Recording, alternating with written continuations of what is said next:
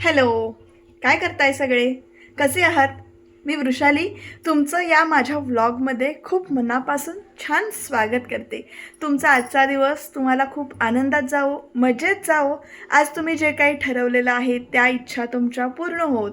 तर आत्ता मी करते व्लॉगला सुरुवात. आज नाश्त्याला केलं होतं शेवयांचं उपीट आणि त्याच्यानंतर आता मी लावते कुकर, म्हणजे लावून झालेलं आहे. जेवायला काय आहे, काळ्या वाटाण्याची आमटी करणार आहे.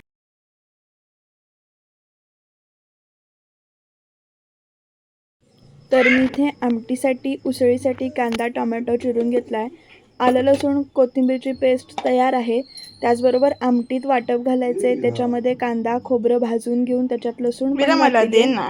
आणि इकडे मी मला दे ना विराकडे बाळा, चॉकलेट दे मागते. ना.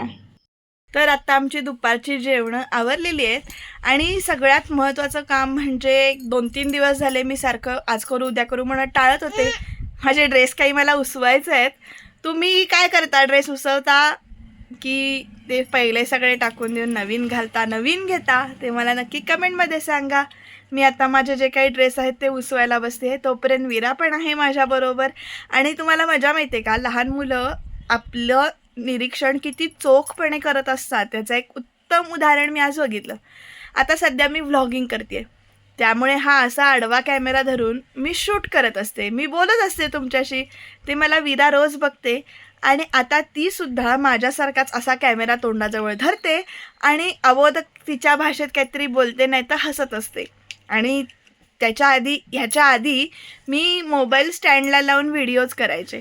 म्हणजे मी कविता वगैरे करायचे, ते तिनं बघितलं आहे की मी मोबाईल स्टँडला कसं लावते. ते आता आपला मोबाईल म्हणजे तिचा दुसरा मोबाईल आहे खेळण्यातला, तो ती घेऊन ना तो स्टँडला लावायला बघत असते.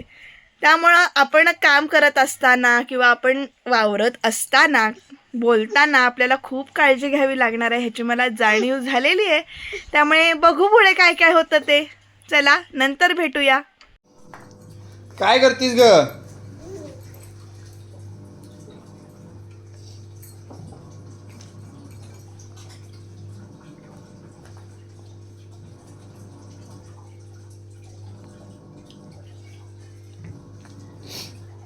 गाणं म्हण.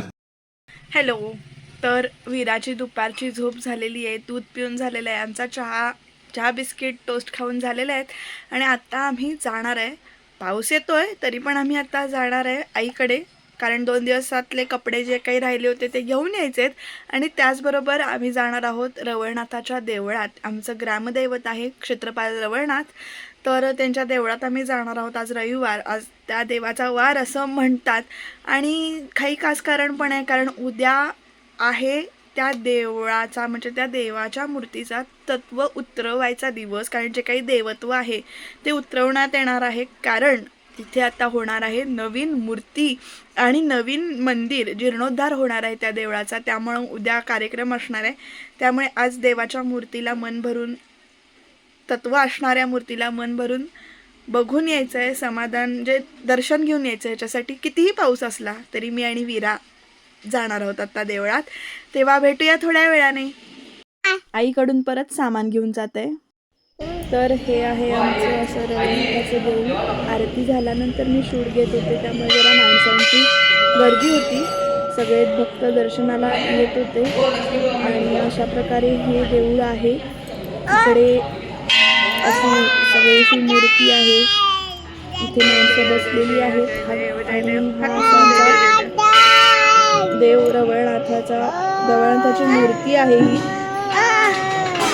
जी आज रविवार त्यामुळे अशी छान सजवली होती. ग्रामदैवत रवळनाथ, खूप श्रद्धा आजरेकरांची पूर्ण आहे या देवावर. आणि हे मंदिर जीर्णोद्धार होणार आहे याचा आनंदच आहे.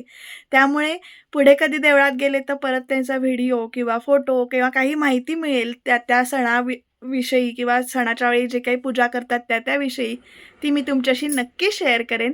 त्यामुळे चॅनलला सबस्क्राईब करा, लाईक करा, शेअर करा.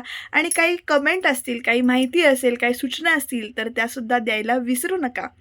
आता खूप उशीर झाला आहे ऑलरेडी. आईकडनं येताना मी आंबोळीचं पीठ घेऊन आले होते.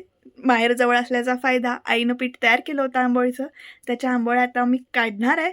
आणि भात आहेच, आमटी आहे सकाळची, त्यामुळे जेवणाची काळजी नाही आहे.